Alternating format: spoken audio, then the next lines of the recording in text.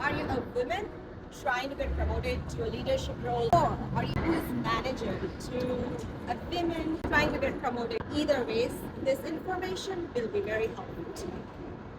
I have noticed in many instances where the boardroom is full of men and women leaders intimidate them. How? By showing power moves. What are those? Sometimes they use the extreme ones, which are the tables. So, get my point.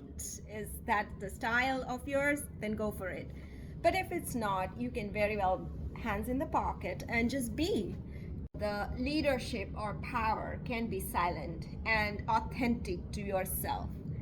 But my question is, do women need to be acting in certain way to be seen or heard, or they can be just themselves and still perceived as a leader? I moved from Australia to Singapore as a wealth manager, and I had a boss who had a very BDE. At the same time, another colleague of mine, he got the benefit of being favored over me. For a lot of times, I kept on thinking that why is he getting undue advantage? But instead of having a victim mindset, I turned it around.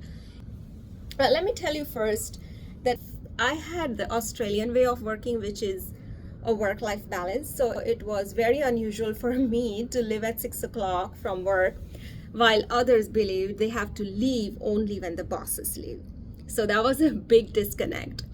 Secondly, my perception of dressed up women turned out to be a dolled up rather than as somebody who's intelligent. I never knew that being dressed up can be considered against you until I hit a mark where my first deal flew in, and then it never stopped. So I was consistently a top performer, but it took me 7 months of sweat.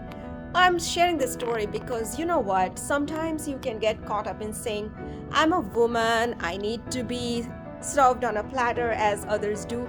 But you don't. You don't get equal opportunities. And let's face it, it happens. So what do?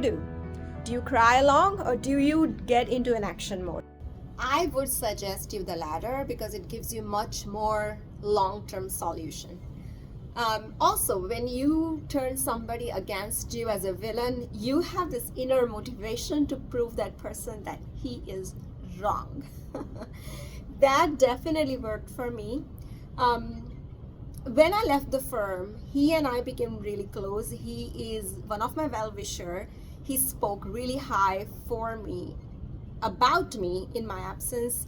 And till date, I do feel that our bonding has become strong and has turned around from the first time or the first few months that he thought I'm less capable than the other male colleague that he supported. There are biases out there, but you don't sit on those biases. You work on it and prove your worth.